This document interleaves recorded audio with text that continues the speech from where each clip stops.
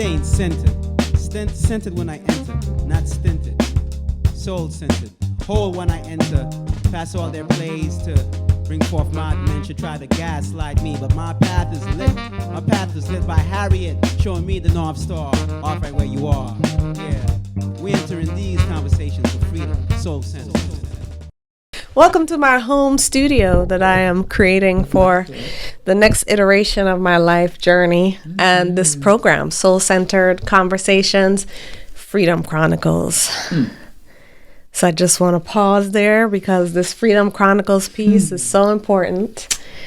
It is like the phase that I see like really exploring what freedom looks like for all of us. And so I'm really especially grateful that you're here today, that you said yes, that we made it happen.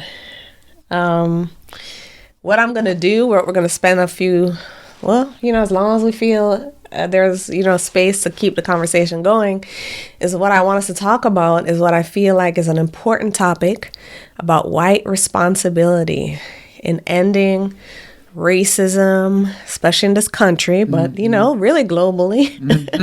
Yes. And white responsibility in ending all the systems of oppression. And you are someone that I know cares about this very much. We have been friends for a little while now. And, I have a great deal of respect for you as kind of like the multi-layered person you are, as an artist. You have such a gift for the music that you play.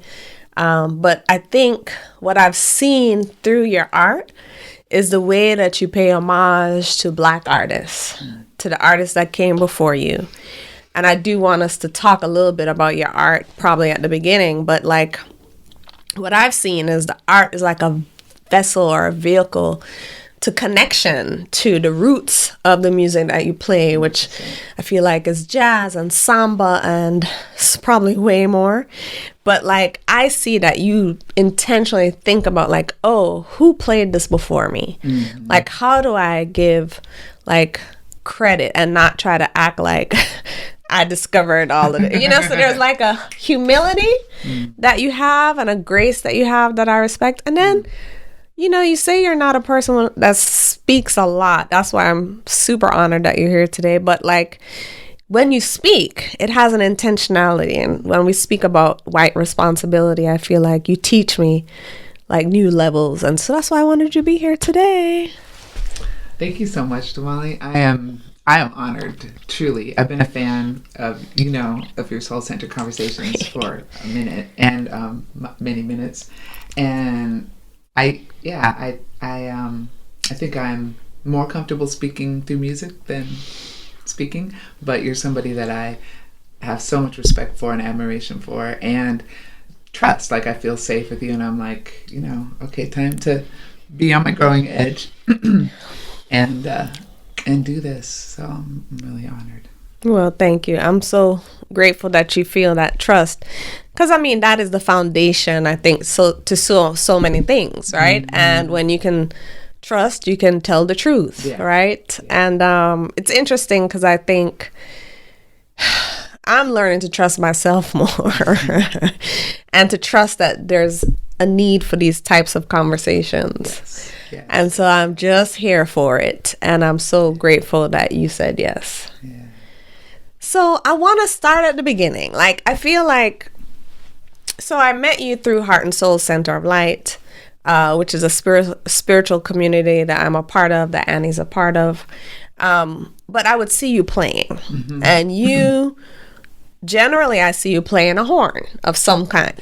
I feel like there's many horns that you, in the horn family, that you play, but you play them with a soul. It's one of those stereotypical kind of moments for Black folks where you're like, oh, that person's playing like with a little bit of that kind of like energy, like, that there's like something, a deeper connection to the music. So I want you to maybe just talk a little bit about your relationship to Heart and Soul, but also your relationship to music. Awesome. Yeah.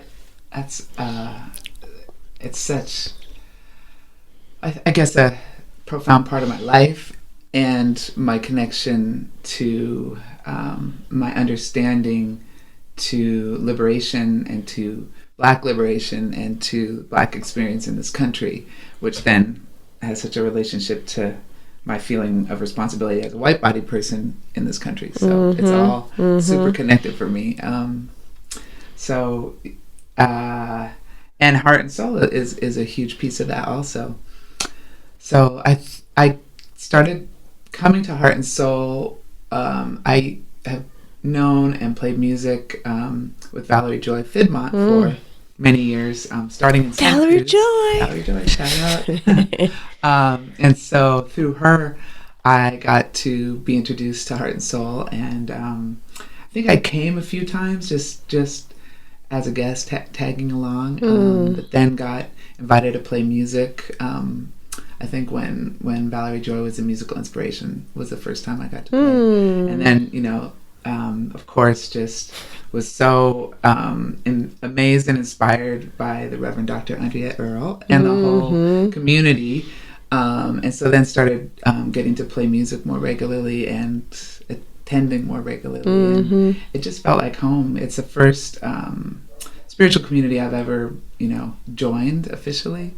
And so much, the message, the teachings, the community, the music, the commitment to justice, Imagining Justice, again, hosted by Valerie Joy and also David Walker. Yeah, shout out, David. Shout out. Yeah, and I feel like that's where it's like the whole family shout out. Reverend Andrea. There's lots of shout outs. But that's also where I got to know you better, I think, is through IJ, too. Yeah. It's where I first heard you, your poetry. Yes. Got to know you as a poet. Yes. So, anyways, it's been life changing for me, life expanding, and I know it will continue to be. Yes, Heart and Soul. Can I just say that there are some communities, and I'm sure everyone has one. Like, I feel like for most of us, we have a place we touch in that gives us that expansive feeling. And Heart and Soul has been that for me, for sure. A place to root into who I am and whose I am, and really explore my gifts. And so I think Imagining Justice, which is a weekly gathering to imagine the world we really want, right? Yeah. And in that space, David and Valerie Joy have made me welcome as a voice to contribute, to what this could look like. So I really appreciate, but I also appreciate learning from so many other people. Yeah. And so they curate a space that I think is really, the word you use, expansive, is opens up to all the avenues to justice, right? And so it's been good. It's been a good space. So I'm so glad we connected there, because I do feel like, the Sunday piece of it is we're tuned into the message that Reverend Andrea shares generally, and the music and all of that. And then there's Imagine Justice, which it's like another layer that you're able to really sit in and then connect with people in different ways. So I feel like I was able to hear a little bit more from you in that space too, and realize that, I feel like from here, I understand that Annie sees this connection, that like I introduced the music, the spirituality, but also the responsibility. Yeah. And before I turn to the responsibility piece, I do want to just name that you're a part of you're a part of a few musical collabs or projects or initiatives or families that are really worth speaking into the room. But I think Sambadá is a huge, that's how I first came to really know you as a musician, your musicianship through Sambadá. But I know that you have other projects that you've, throughout the years, through the pandemic too, I think. But I really want to highlight Sambadá. And if there's anything else you want to highlight too. Yeah, well, that's a great place to start, because that's, been my musical home and my musical family for the past 20 years. Right. So big part of my life. Donda. Yeah, exactly. And all the other members. Yeah.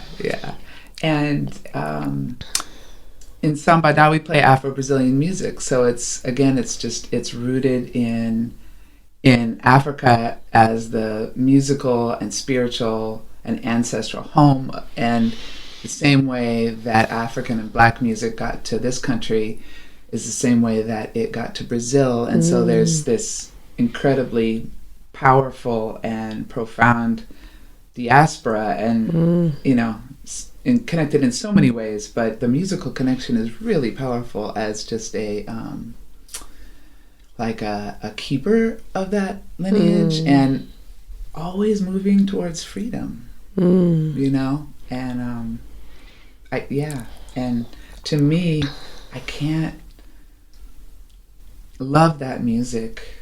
I can't love Black music without also understanding its relationship to freedom and liberation, and also how it got here. You right. know?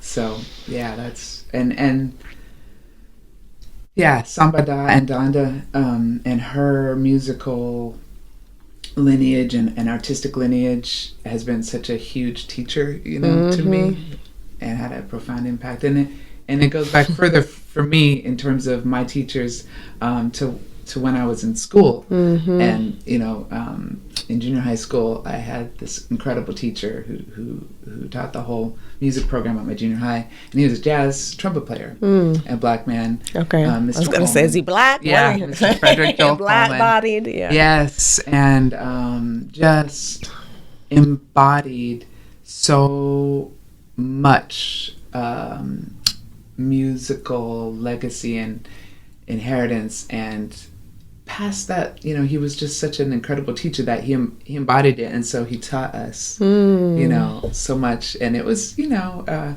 it was a junior high school in Santa Rosa, California, so it was a little bit diverse, especially who ends up in the music program. But, you know, it was a lot of white kids who didn't, at that point in time, I don't know that we could have articulated exactly what our relationship was, especially to jazz. And he had a way of transmitting that and teaching us, at least laying the foundation. So very grateful for that. Well, there's like two things in there. It's still, there are not as many Black teachers as we need in schools. Right? There's just like always a shortage of Black teachers, and I don't have the data points right now, but it is like a huge gap between Black and white teachers. Like I feel like there's something like 80% or 70% white-bodied teachers versus like, I don't know, I don't want to make up the statistics, but I think it's something like 13, like it's some very low percentage. Yeah. And then Black male teachers, that's a whole nother thing. So I feel like there's so much that the education system could learn from just that story about teaching things in this embodied way that like says, I like live and breathe this. Right. Exactly. Yes. Exactly. I live it. This is not theoretical. I didn't just read it in a book. Like there is some lived wisdom that I bring into this space that then lights kids up. Yep. Exactly. You know, and like, I want to know that. And I just see that as a missing component because I've done some work in the educational space, and, you know, in some of the schools that I've done some projects in, there's a lot of white teachers. And again, I'm not against white teachers. If you really, you know, have a heart for teaching youth, I'm not knocking you. And I think part of this conversation today is, how do you know what you don't know? Like, how do you say to yourself, well, I don't actually know about this thing, so maybe I should bring in someone to support me as I teach this? Or how do I kind of like see the depth of the need that students can have as they navigate the systems of oppression? And like, so they show up in the classroom needing maybe a little more empathy today, needing a little more grace today. And I think there's a thing in white superiority, domination, control, and compliance culture that says, well, you just have to be who I want you to be in this moment. And that's just not. So we could go into we could go into the education space right away. There's so many places we could go, but that is so true. And when as you were speaking that truth, it reminded me of like how much fear there is amongst white people of somehow that speaking that and teaching that is somehow going to be like detrimental, you know, and that's what this whole misinformation campaign, miseducation campaign. Thank you. This thing, Lord, on critical race theory, right. and which is not even the correct name for what they're actually talking about, which right. is just a more expansive and inclusive education, right? Yeah. And the idea that somehow white kids are gonna like suffer, and it's like I am living and breathing proof that is, the opposite is true, right? You know, and I know that's true, you know. So it's just.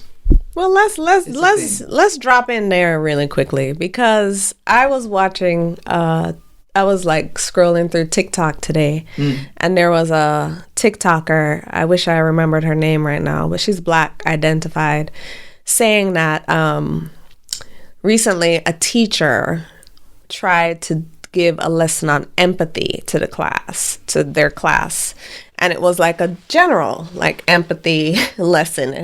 It didn't have any roots to having empathy to Black people or having empathy to trans people. It was just like an empathy lesson from what they were describing. And there was a parent that called the teacher very angry about this liberal agenda around teaching empathy. Wow. And like when I saw the TikTok, I was like, are we serious? Like something as fundamental as like empathy, just imagining what someone else might be experiencing so that we can have a little more compassion and, you know, just a little more grace, is now become politicized. Yeah, that's amazing. Right? Yeah. And I'm like not a biblical expert, but I'm pretty sure that like the teachings of Jesus that Christianity is based on pretty much like support empathy and compassion. And it's amazing how that is somehow, wow. Mind blown. Yeah, and the thing, that's kind of, if a parent, and like they didn't say white parent, Black parent, but I'm assuming, you know, just based on the TikTok and based on where we are with to your point about critical race theory, which is really history, accurate teaching of history. But for the uproar that is coming from generally white-bodied people, I'm assuming that this is a white parent. And the thing that I keep coming back to is like Resmaa Menakem's work. There's so many great kind of thought leaders, people saying, you know what? We think racism only hurts Black, brown, Indigenous people. You know, there's a school of thought that by not teaching the truth, you're only hurting Black, brown, LGBTQ plus, trans. Let's just put the list of potentially like what we call traditionally marginalized communities there. Like we think that we're harming those communities, but our white-bodied communities are not being harmed. But I would argue with Resmaa Menakem that the harm is happening all the way around. That white folks who are marching in the streets and going to the school board and passing bills are hurting themselves. Yes. So I'd love to hear what you think about that. I totally agree. And I think that I always come around because she just articulated it so brilliantly, but there was an interview that I watched of Toni Morrison being interviewed.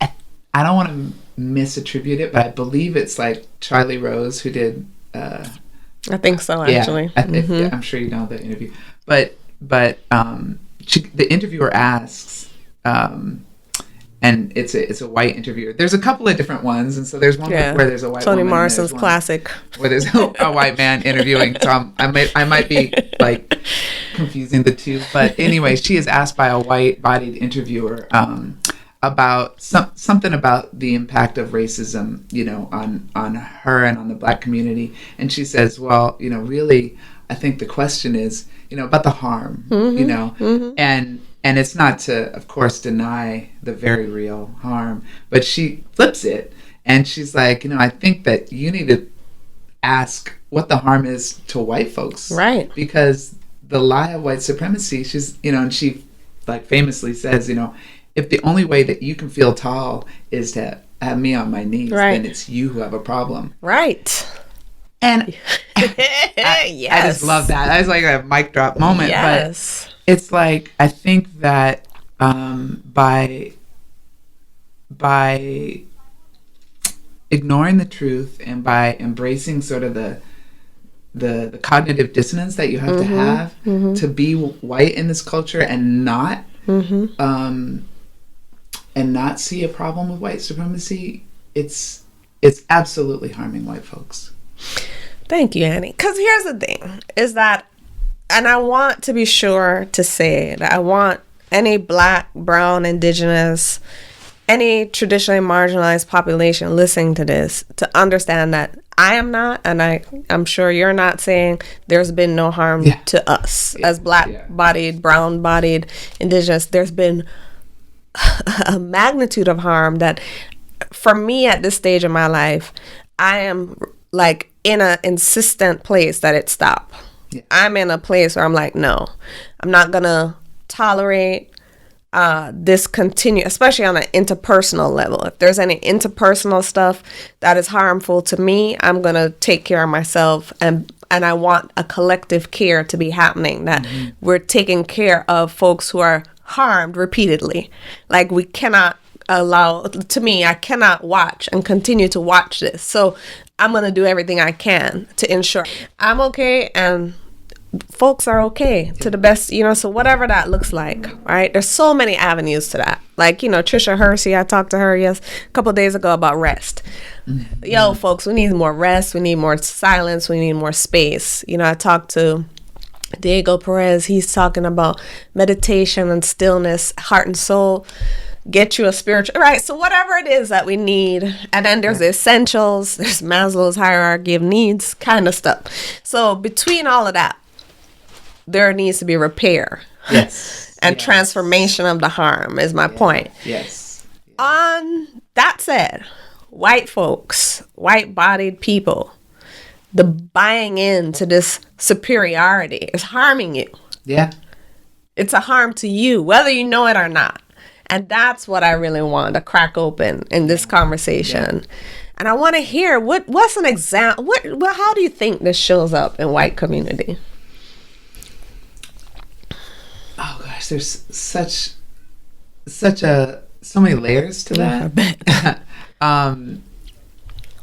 And a couple of different things came to mind as I listened to what you were saying. And because I think the first thing that comes to mind is that when you're not living in truth, when you're not able to look at the truth of your current existence and also your history, then you're cut off, right? Mm-hmm. And I think that part of what, like, the construction of white identity in this country has required is white people to cut themselves off from the truth of what that whiteness has meant, And I think when you're cutting yourself off from a truth, about your history and the history of the people that you come from and what that construction of whiteness represents, then you can't really be fully you can't really embody the fullness of your identity and of yourself, and so it really requires, I kind of said it before, that word cognitive dissonance, but it's like that idea that you really cut yourself off from what's actually happening. And I think that that's been a part of the way that white supremacist culture operates in this country, which is why it's so scary and so threatening to start to speak, honestly about and teach history, and it, like the James Baldwin quote that Reverend Andriette loves so much is that not everything that is faced can be changed, but nothing can be changed until you face it. Yes. And I think this has to be changed. I think so. And we have to repair the harm, and we have to build a different kind of world. And we can't do it until we face it. And that work is white folks' work. Thank you. Because there's so much you said there, but one thing that I woke up to is I have a part, I'm here on the planet. Yeah. So there's this wonderful principle, but word sawubona, that means we see you, right? And there is this video that gets played time and again in my life of a gentleman named Orland Bishop unpacking it and what that means. And he says, like, you know, freedom cannot be pursued out of self-interest. And one of the key questions is, who do I have to be so you could be free? And vice versa, right? Yeah. So I think the moment that I really understood that from a like justice lens, like I started to see that I required some things from, if I'm in a space with anybody, like there's some foundational things, including seeing me as a whole, actualized, fully actualized person. And I think what white supremacy culture has done is painted a narrative that Black people, brown people, across the spectrum, but I want to say, in particular, Black people, and I'm going to unpack that in a minute. Yeah. Because the anti-Blackness, in particular in this country, but throughout the colonies, like, you know, throughout the world that has been colonized. Years, yes. There's an anti-Blackness and a caste system. Yes. Right? So even if you pull back, and we're talking about India, the darker your skin, the lesser you are perceived as, right? And so that's just period. That's just on period around the way history and the way we've been socialized. And so at some point I came to, oh no, like I'm not buying into that. I'm actually a whole, full, complete person, and I will be interacted with that way. And it was like new for me to try that on, because for so long, and I say this as a light-skinned Black woman, knowing fully well that my color, my light shade of skin gets way more privilege, right? And yet I'd still felt diminished within the systems of oppression. I'd still felt invalidated, dismissed, but in different scenarios in these systems. And so I can only imagine what a darker hued person would experience. Yeah. And so when I came to that, I thought to myself, you know, I don't have any more work to do, in the sense that I will always do work on me. Right? So this is not to negate the work I must do on me to see myself as fully resourced, really. But I don't have any more work to do to end racism. I really feel like that's a white problem. I really feel like, you know, if I could get my heart right, meaning like I can open up and I can not like hold deep, bitter resentments, then we can move forward if white folks do their work. Right. Yeah. Is my lens at the moment. 100%. So what do you think that looks like for white? I mean, I want to talk about history. I do. Because that's such an important part. But like, what is one like practical thing a white person could do to start their work? I was thinking about that same phrase in the explanation of Sawubona, of who do I need to be so that you can be free? Because that, to me, is like such a touchstone when I heard that. And, you know, we have get the opportunity to revisit that a lot. We do. and it just became this question that I have to ask myself. And so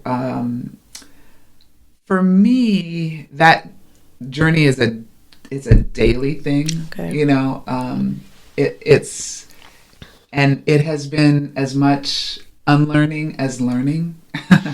And it has been, the deeper I go, the more it's like a peeling back of layers and an understanding of like a coming, I think, to terms with how white supremacist culture and racism has been baked in, right?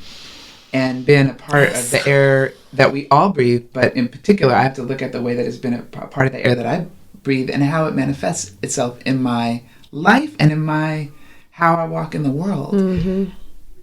And that is, I think, the hardest work. Mm-hmm. And I think it's never just like the personal looking inward. It's also the looking outward and looking at how those systems that have white supremacy and racism baked in are operating, and where do I intersect with those systems like every day, and like what opportunities do I have to speak up and how do I do it. Right. But then it's also like looking at like what are my personal interactions like, and how do my blind spots appear, and man, it's just like, it's constant. It's also, I think, the most meaningful and beautiful work a person can do. So I don't want to like present it as like a negative thing. It's just hard. It is. You know? And I think for me personally, getting off the binary was really important, because I think one of the things that like more progressive minded white folks, I'm going to just talk for myself, that I do, and I feel like I've seen it, you know, in general also, is I think I have had a tendency to think of like racism as an, you know, as a sort of like a non-moving category or label, and like a racist person, a racist white person, or a non-racist white person, a good white person or a bad white person, and I have always wanted to be in that good category, right? As if there was such a thing, right? And so I think a thing that was really pivotal for me is to kind of understand that that's a total myth, and that there's no such thing as a good white person or a bad white person. It's just, how do you show up when you have all the opportunities that every single second of the day provides, and of constantly unlearning racism and trying to stand up in something that's different, and it's like never ending.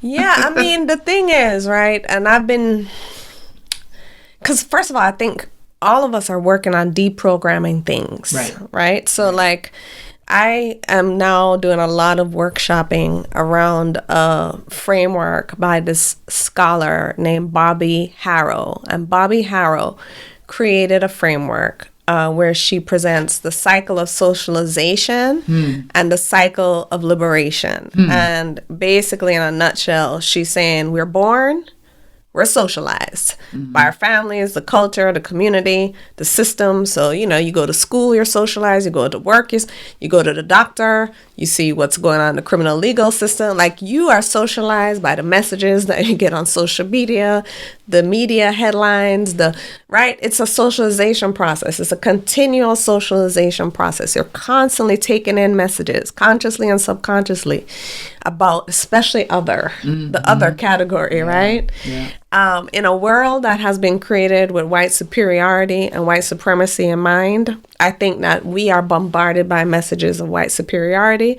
constantly. And speaking for myself, constantly seeing these messages and, you know, having to grapple and figure out where you are in that. So, you know, on top of that, you have the messages about gender, sexuality, right? So it's, you know, race and ethnicity are a part of that. But like, there's so many messages, faith, thought, you know, so if you could go on and on about how we're shaped into this person we are sitting here today. And I know that, like you mentioned, the binary, for me, as a young person from Jamaican roots, right? I'm very rooted in Jamaican culture, and there's especially gender and sexuality. There's a hugely homophobic sentiment, transphobic sentiment, and you message that all the time. So if you break out of that and you say, well, no, actually, I disagree, it's hard, because you risk not belonging. Right? You risk being that voice that says something against the status quo.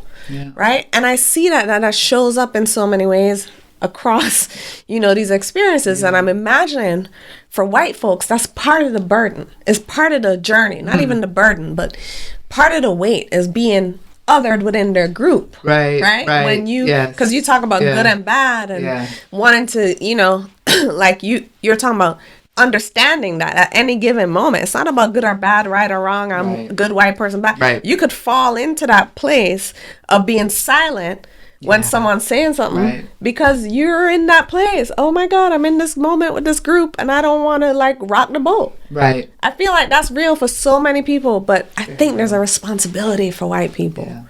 white-bodied people like all of us. But I think in the systems of oppression we're in, there's a responsibility to be like, okay, Yeah. let me rock the boat Yeah. now. Yeah, absolutely. Absolutely. And I think what white folks do in their families, you know, what I was going to say is sort of like in those spaces where it's other white folks, whether that be workplace, family, that is where like kind of the rubber hits the road. Yes, I believe it would be. Yeah, because I think that separates out like performative anti-racism versus like real anti-racism, and and then I got so many thoughts on that. Me too, child. Yeah, because there's speaking up, and kind of one thing that I'm really working on in myself is knowing that I have to not be afraid to do it wrong, and to just get rid of that, because perfectionism is also part of that white supremacy culture. Apparently. Yeah, it really is. Yeah. And so like I am working on making peace with the fact that I'm not going to get it right, but that cannot stop me from trying, and that goes, for speaking up, that goes for, and I have been on the bleeding edge of learning that in my own life, of speaking up and doing it in a way where, I know for me, a lot of it has been working through anger and being angry with white folks. And I've had to like understand that like, I think righteous anger has a place in this world that we live in, because there's a lot to be angry about. And it doesn't, if you're speaking to another individual from anger, a lot of times what you're saying can't be heard. And that part, unfortunately. Yeah. So, like that's a piece that I have really been working with in myself, is like having to find the right moment and trying to find where I can speak in love, and still with that kind of love that is justice, oriented, right? And I went to a webinar that was the Standing Up for Racial Justice Search, that was their national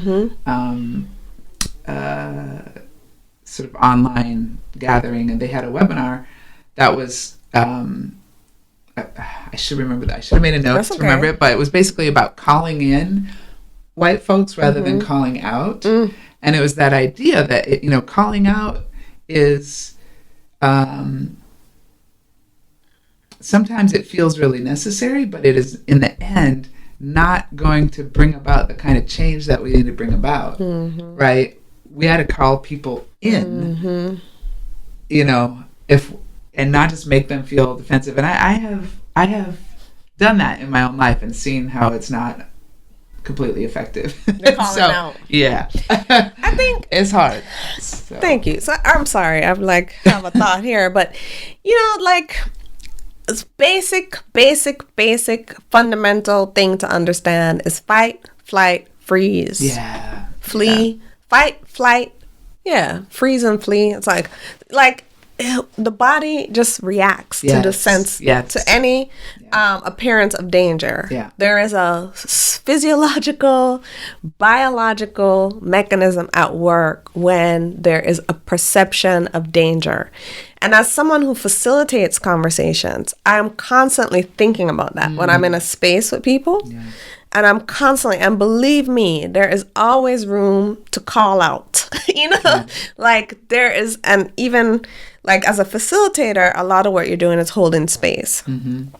And, you know, for me, I'm constantly working on being, I think it's like, there's a word that they use, but where you show up, neutral is not the word, but it's like multi-partial or something, where it's like you're showing up for each person in the space. And like one thing I make a mental note of is like when you're in this role, it is about creating trust and a sense of safety, because you ain't gonna get nothing done. Right.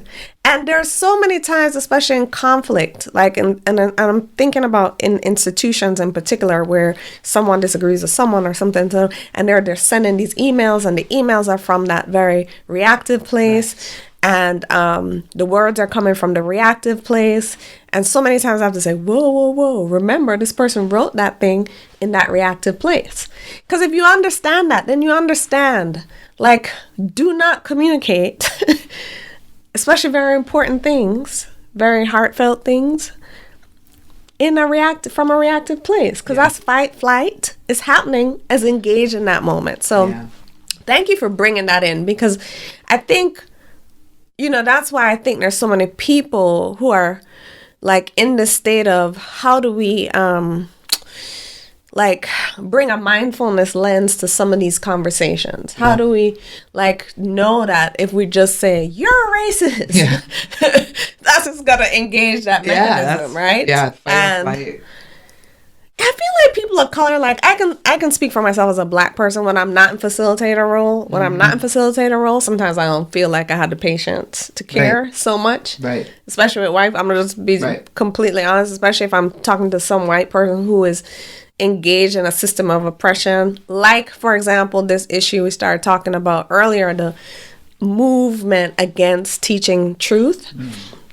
Like I have low tolerance sometimes for those things, and I want to be curious. I want to try to understand some things, but some things I just cannot. Like I or maybe I refuse to, because, you know, growing up, you know, I migrated with my mom to the United States when I was 9, and I began schooling in New York at 9 in the 4th grade. And I pretty much went through the K through 12 experience, and then went to undergrad here, and so spent like all those years in the systems, school systems. And they are lacking.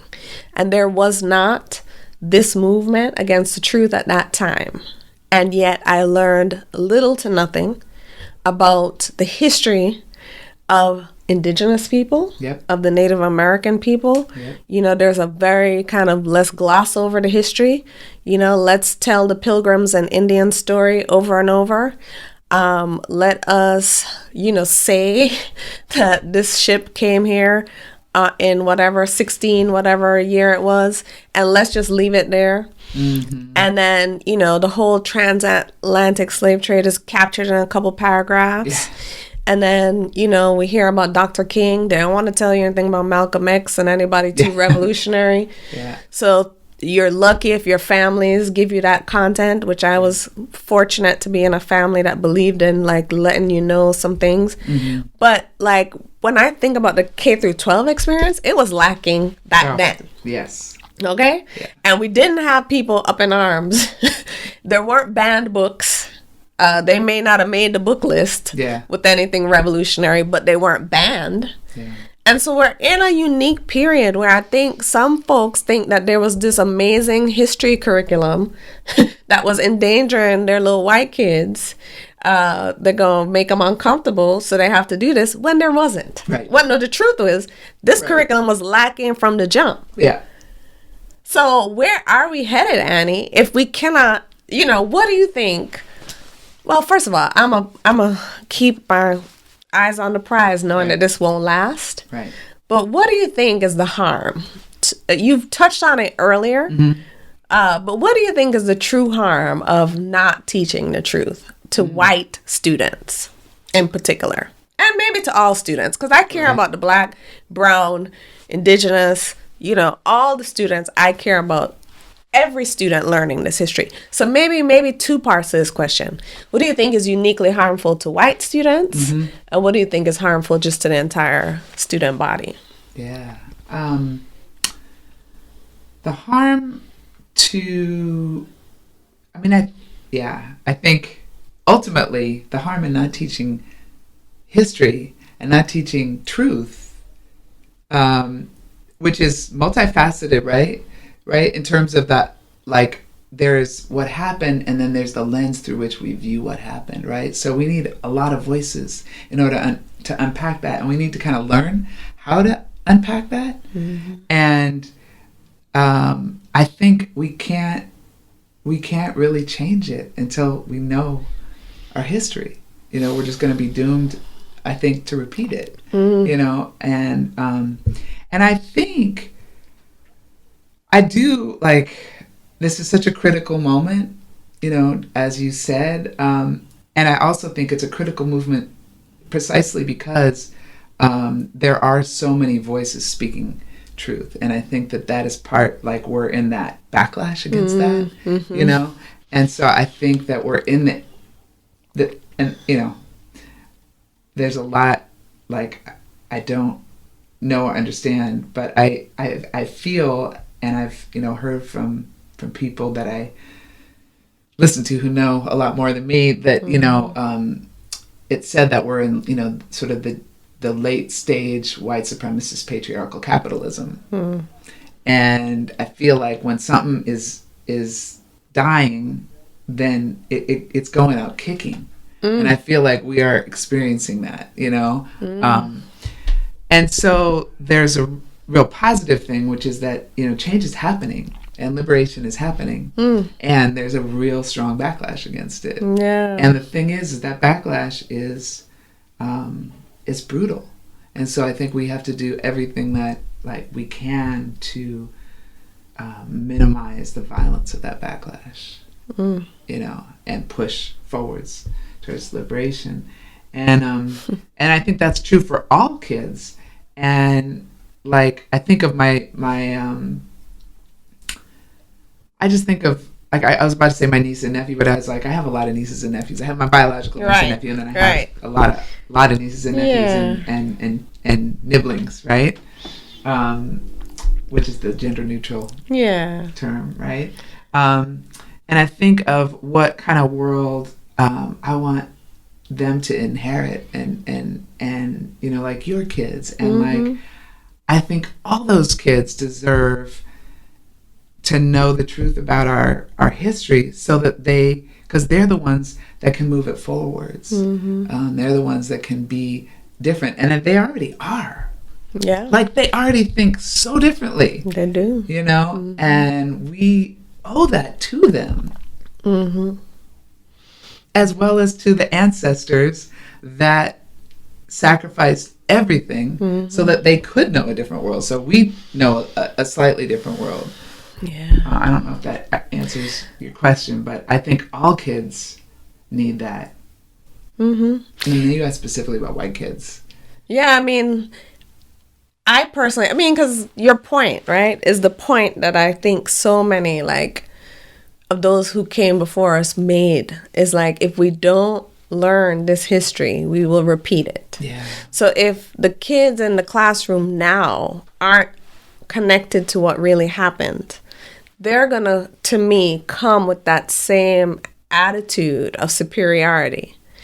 Like, there's just such so much mythology taught. Yeah. So much, like, this bootstrap thing and this whole individualism. Yes. That is just a falsehood about this country and how it was built and how it came to be what it is. That I think if that isn't learned, we'll continue that air of superiority for the generations to come. And I think, to be honest, I think that's what white supremacy culture wants. Right? They want to embed this falsehood so that their kids can continue the legacy of that, which is, to me, the harm, which is, to me, the thing that I am laser focused on, like, confronting and disrupting and, let's say, dismantling. Yes.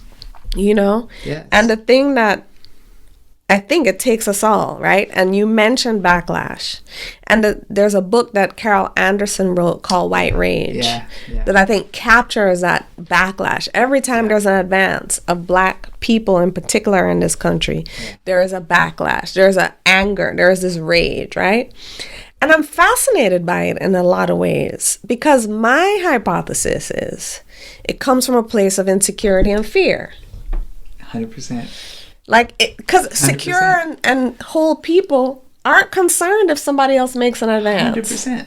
You know, they go, oh, good. Oh, look at y'all winning. So are we over here, right? Yes. So it's like, you know. Yes. But when you're like, oh, their advance means that we're diminished, which to me is a product of fear and insecurity. Right. Yeah. So, like, I'm curious how you think we, in particular, not we. So sometimes I'm sensitive about the fact that I like to use we because it's a universal we for me because we're all connected, we're all human, right? But let's say white folks. Yeah, yeah. How do white folks address their rage? In your opinion, I know. And let me tell you, I know you don't speak for all white folks because I don't speak for all Black folks, right? So you're one person, right, a white-bodied person. But what's your thoughts? Yeah, you know, because we all have thoughts, and I think your thoughts and your wisdom are very valued in this space. Thank you. Well, I love that you brought up the piece that's fear and insecurity, and I was thinking like. That is, I think, the most destructive and dangerous part of the lies of white supremacy because they mask, I think, a deep-seated knowing that, like, I'll say, when as white folks, we know that whatever could be held up as an example of, like, something that white culture did, we know that it was constructed on the lies of the transatlantic slave trade and enslavement and genocide and stolen land, stolen resources, and exploitation. And if if we know that these things that are held up as examples are built from that, then it's all a lie, right? And so it's all covering up a deep-seated fear and a deep-seated knowledge that and I'm struggling a little bit to say it, but like to articulate it, to find the words. But kids are very, like, I feel like kids are naturally sensitive, and they sense when things are not truthful, and they sense when there's stuff covering up other things. And so I think what we're unfortunately perpetuating until we really look head on at this is we're giving our kids, they know when something doesn't feel right. And so as a child, I'm like, I don't know a lot about like childhood development, but I feel like when kids know that there's something that's not being said, that's a very like insecure place. And so when white kids grow up knowing that they're not being told the truth of their culture and their history, meaning the culture that perpetuates this myth of white supremacy, then they know that that's not right. And so that you can go one of two ways with that. Well, there's probably many ways, but anyways, like you can go to a very insecure place rooted in fear, which then ends up fearful and angry, or you can go to a place of like, yes, this is how it's been, and this is what we want to change moving forward, which is an empowered place. So like knowing your truth is really, it can be really hard to face, and you have to like understand the harm that has been done by your people, but it's empowered because you can do something about changing it if you know what it is. So that's, I think, the secret to really defusing that white rage, the white rage that's based on lies and insecurity and like unearned privilege. Because I think rage is fear. Yes, it is. And I want to make like distinction between that white rage, which is the rage of fear and the myth of not enoughness, right? The idea that there's a pie, and if someone gets more of the freedom pie, you're going to get less, which is not how it works. Yeah. And then the kind of anger that also comes with, as a white person getting conscious, there's a different kind of rage that happens. It's sort of like a rage that looks at those lies and you know, and working through that. So it's two different, I think. Yes. And I do think the folks who are up in arms about teaching the truth risk that rage at some point coming out of their own children. 100%. And they're like, I'm in spaces often where I can see wheels turning of like white-bodied people around some of this stuff, and like there's like a thing, an awakening that happens sometimes when there's just a moment that the truth comes through in a way that it can connect. Yeah. And I can see where there's like a sadness and a rage that happened, like, oh my God, like all of this has been a lie, like, you know. And I think that there's going to be that reckoning within that community or communities as well. So thank you for raising that. There's so many like places to go with a conversation like this, but, you know, I want to talk about white supremacy culture very specifically, because I think that white folks it's like a fight, flight, freeze, like the brain kicks into defense mode when you use the words white supremacy culture. Yeah. And I was saying to someone else I talked to that when you say, like, for example, I just had this conversation with Trisha Hershey, so it feels really resonant. But, you know, I said to her, like, when you say grind culture is violent, there are people who go, the word violent evokes this defensive, right? Where, I mean, it definitely, she unpacked the ways that violence looks, and violence is not just physical, that there's all kinds of ways, and she's unapologetic, and I agree with her that capitalism and mechanisms like grind culture that have really preyed on people's bodies as a product and as their value is violent. So like tying that to what I'm about to say around white supremacy culture, I think that I've seen white folks do the defensive thing as soon as you start talking about it. And in moments, I've felt myself a little bit afraid of using the words because I don't want to create that reaction. And I stand by it, that white supremacy culture is violent and damaging. And I separate white-bodied people from white supremacy culture. So, for example, while I do 100% stand by the fact that white supremacy culture is really the root of all the oppression that we see, because it has, it's, you know, as Bell Hooks names it, you know, it's imperialist, capitalist, white supremacist, patriarchy, like all those things are wrapped into white supremacy culture. So that's where I see it as harmful, where I separate and see a white-bodied person as a human being like me, like, and they don't necessarily have to buy into white supremacy culture. Like, I feel like you're someone constantly pushing against it. Like you said, you're not perfect, so you're letting yourself be, you know, at a given moment where you are. But I see you as curious, as questioning, as constantly pushing against that culture. And so I think I want to make that demarcation in this conversation that I will continue to talk about white supremacy culture, because even I, as a black-bodied person, can buy into it. I can become an agent of white supremacy culture in a given moment. We see that. Right. I mean, in the world. There's some folks, I'm not going to give them any airtime today, but there are definitely some folks who are agents of white supremacy culture, right, that we could name. And so the thing that I'm saying, white supremacy culture comes to me, and I'd love to hear your thought, but I watched, and you and I talked about this docuseries called Enslaved, where they go back. They do a lot of history. They do history on the side of how the African experience. So you see Samuel L. Jackson visiting, I believe it's Benin, but don't be mad if it's another country. But I believe it was Benin, where he's from, and so he's doing this, tracing the lineage that way. But there's also the tracing the lineage of racism and white supremacy. Mm-hmm. And they mention in the film that the idea of purity of blood, which is this idea that the whiter you are, the lighter you are, the better you are, comes out of Europe in the 1400s. And it was a European country. And I'm trying to remember if it was Spain or Italy.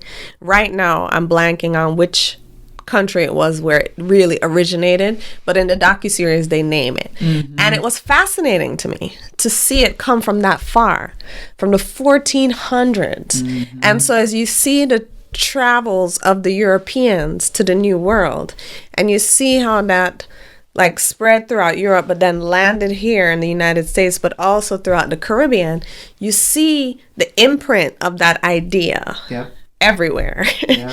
That like the lighter you are, the better you are, according to white supremacy culture. And so what did they have to do?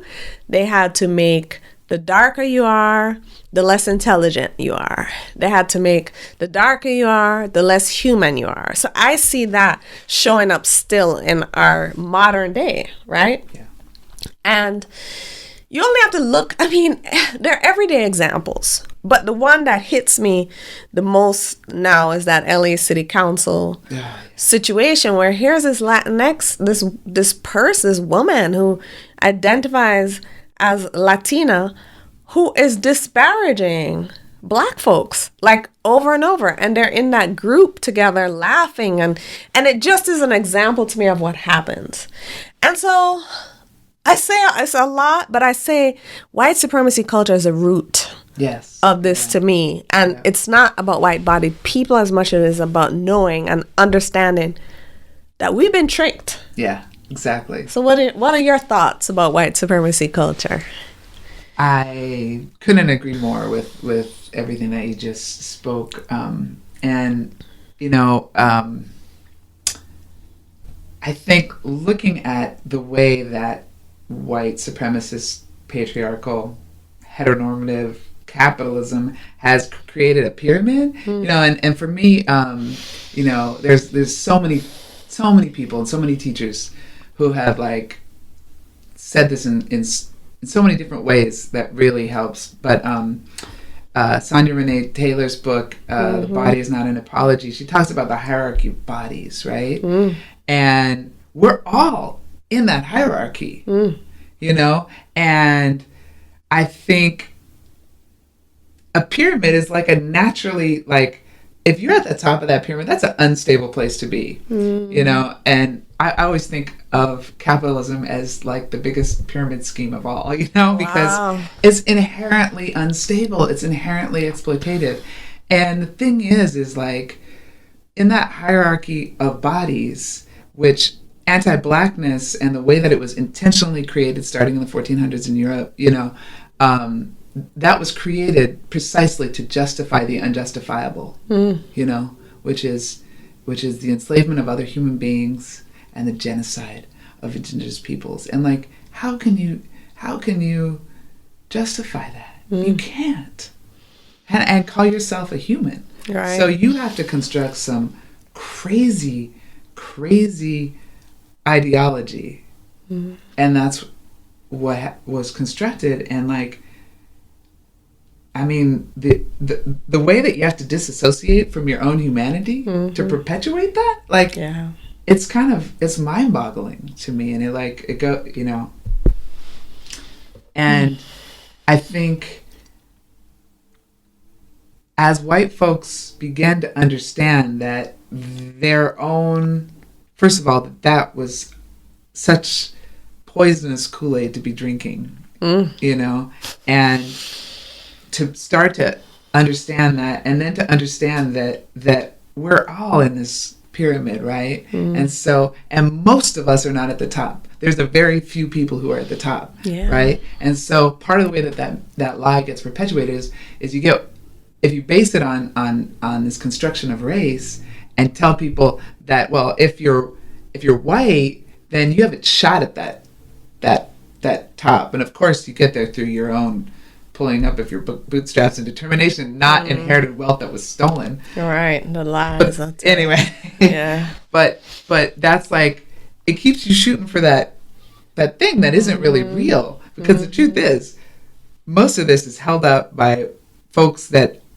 are gonna never have an opportunity to get up there. Yeah. You know? And when we all realize that, like, there's so many different things that are keeping us lower in that hierarchy, you know, and it can be your gender identity, it can be your sexuality, it can be your class, you know. And as white folks start to kind of think, understand and unpack those lies, and understand that, like, the quickest way we all have of throwing that off is by understanding each other's struggles and finding some common ground and some unity and solidarity. I mean, and I think that is like, I get so hopeful when I think about it, but I also understand that is so dangerous to the systems of power and oppression. And that is precisely why we're all, and so, like, the city council and, like, anti-Blackness in other cultures that are also oppressed, I think, is part of that divide and keep down, right? And we're just seeing it in action all the time. Yep. I did a session recently and played the city council, like, a few minutes of the city council tape and, like, video for a group of people, and was like, here we are, 2022. Yeah. And we actually have people in positions of power who would be traditionally marginalized, considered traditionally marginalized, doing this thing against each other, right? Like, doing the whole, playing right into the hands of white supremacy culture. Like, exactly. Being the agent of oppression to, like, laugh and kiki and do all of that about another group. And again, because anti-Blackness is so rooted into the DNA, and actually they made remarks about Indigenous people as well. And so those two groups, I find the Native American, the Indigenous folks, and the Black folks are particularly uniquely, distinctly placed in the American context in a way that makes them targets over and over. And I think there has to come a time, and I feel like the time is now, to say no to that and not allow for that. So I want to ask at least one more question on this front. We started this conversation talking about imagining justice and, like, creating a world that we want to be different. And I am part of a master's program right now in social justice and community organizing, where I just have the great fortune of exploring a lot of ideas at the moment. And in one of my last classes, the entire thing was about, like, political systems, models, frameworks that are not capitalist, that are, alternatives to capitalism. And there are many, right? And, you could certainly talk about communism. You could certainly talk about democratic socialism. There's, like, many of them.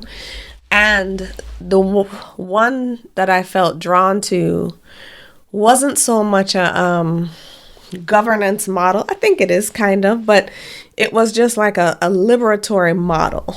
And it comes out of the Zapatistas in Mexico. And it came in response to the North American Free Trade Agreement, which President Clinton, a Democrat, made, put into place during his time. And so that to me shows that, like, this is not a Democrat, Republican, this party, that party. This is like a humanity, like something bigger, this conversation and some of these. And the Zapatistas, from what I've read and understood, come with the idea that, first of all, to lead, you have to listen and obey, right?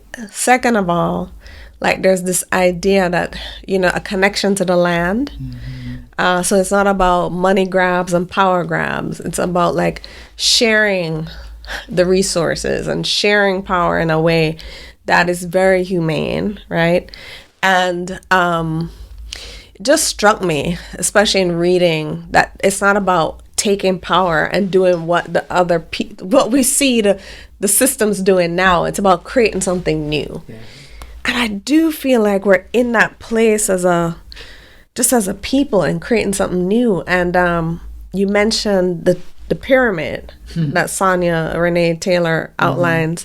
And I recently talked to Diego Perez, who also mentions he calls it the triangle, which is a similar thing. And then he says, well, what if we had a circle instead? What if it was like everyone had their essential needs met?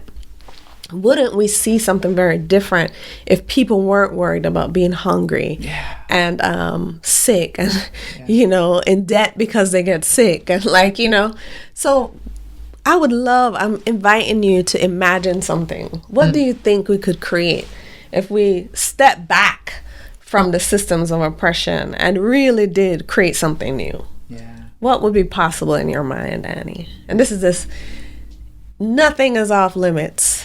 I love that question, Damali, because we have to be able to see beyond what we're wanting to dismantle, and see what we want to build. It's a beautiful question,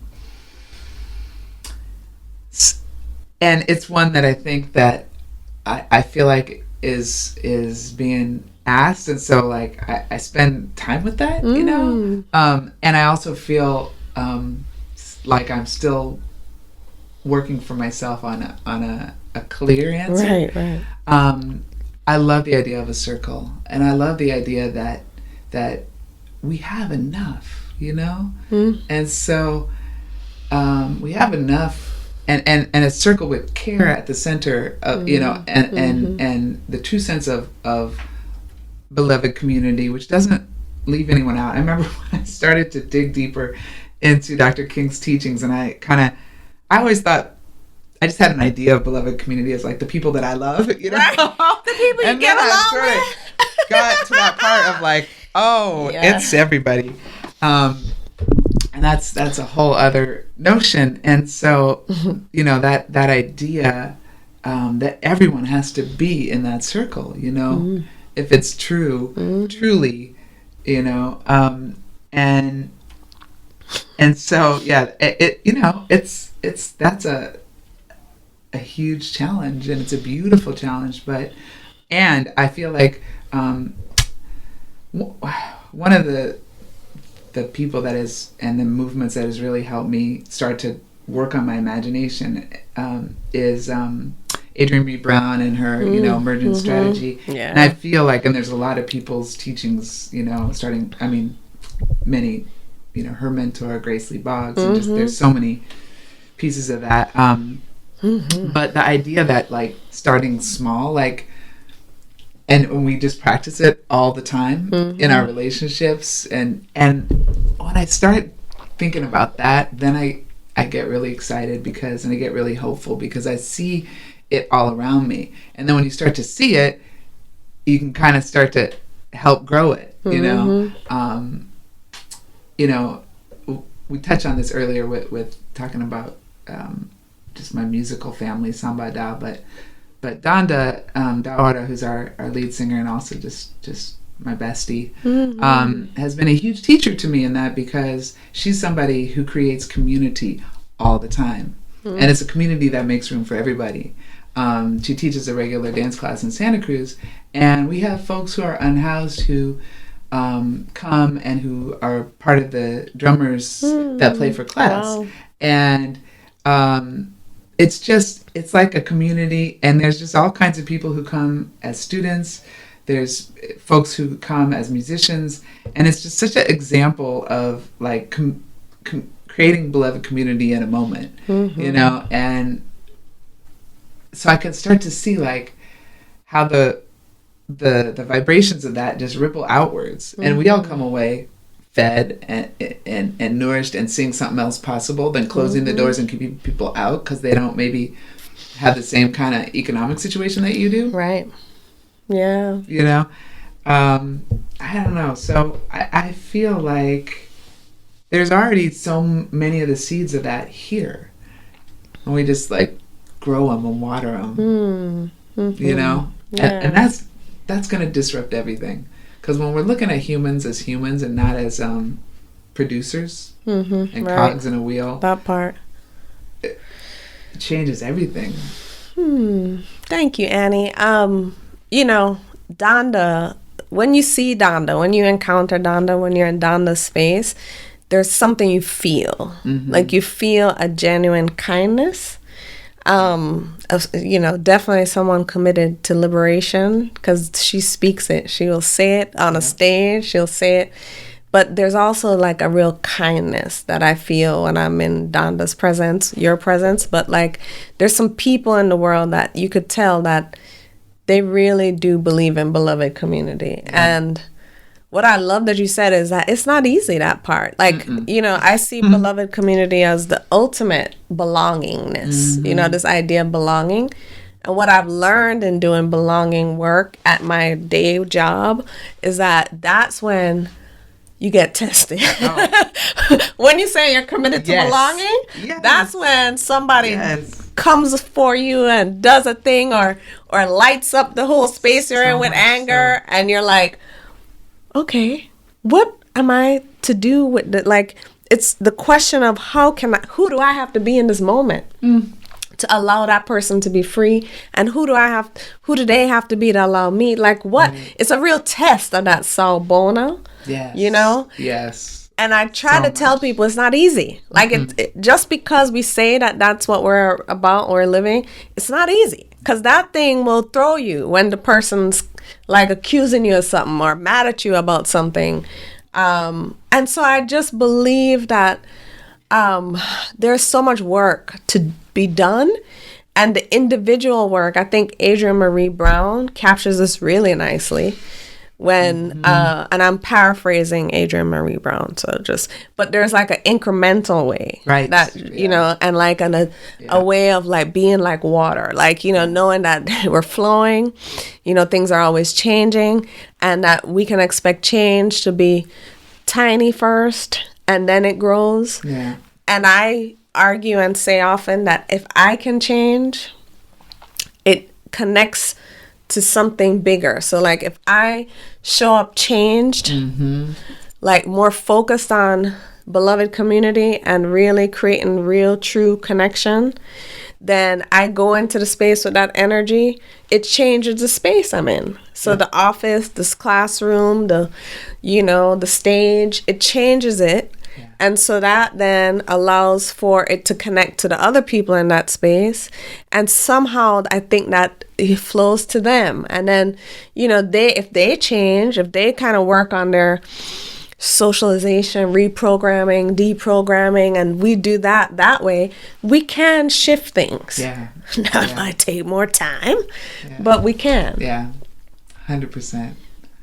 Yeah, I love that. And I feel like being on the growing edge of that change personally is it's scary, and having to like, I don't know, I have a bunch of thoughts crashing into my head all at the same time, but like I thought when those places where it really challenges us, to show up, and where there's conflict is there's so much potential there, but it's hard to see that when it feels like conflict, And for me, that's really the piece that I feel like is such a growing edge. And I feel like what's been like invaluable to my growth personally has been having people in my life,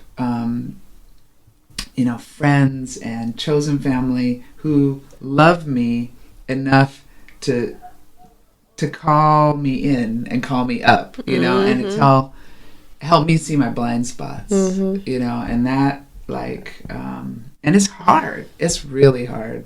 It's really hard to have to look at, something that where I've just let my white privilege and all of the sort of like internalized racism blind me from being better, and that's like, it's the hardest thing, but it's the only way. Yeah, it's the way. Thank you for this conversation, Annie. Is there anything that you'd like to add that I didn't ask you? We covered so much. I know. So much. And thank you for your questions, Damali, and like just your insight. I was thinking, like, on my own sort of just personal journey, that I was trying to think of like what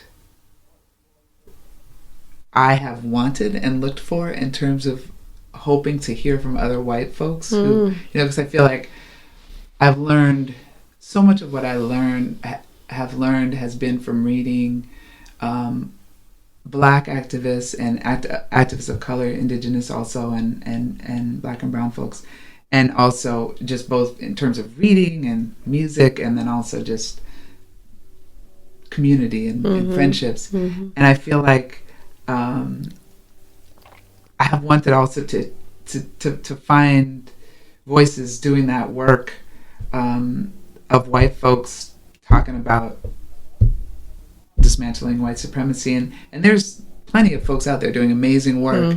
But I was just thinking like what I really feel like it's just the work of having those conversations. Like, we have to have them on the local interpersonal level, and we have to have them on the national level, and just doing that work, the truth and reconciliation work, Yeah. And and reparations, it's like the truth telling and then the work of repair. And I feel like it's exciting that that's starting to be more, I think, in the conversation. And I'm not sure where I'm going with this, but it's just crucial. It's crucial. Yeah. I agree with you. Yeah. I agree with you. Thank you, Annie. I really appreciate you talking to me today for the Soul-Centered Conversations, Freedom Chronicles work. I appreciate Annie was also featured on my intro and outro, so you'll hear it. And so I appreciate all the contributions you've made to this particular piece of content that I am birthing again. I'm rebirthing because I as an artist, I continue to have all these ideas like, oh, I need to go in this direction. I need to go in this direction. And I feel like you've been one of those people who have held the vision of what things could be with me in a way that I just am so grateful for. So thank you, Annie. I appreciate you. Soul-centered conversations, contemplating what moves to be making. What is the next path in this pasture?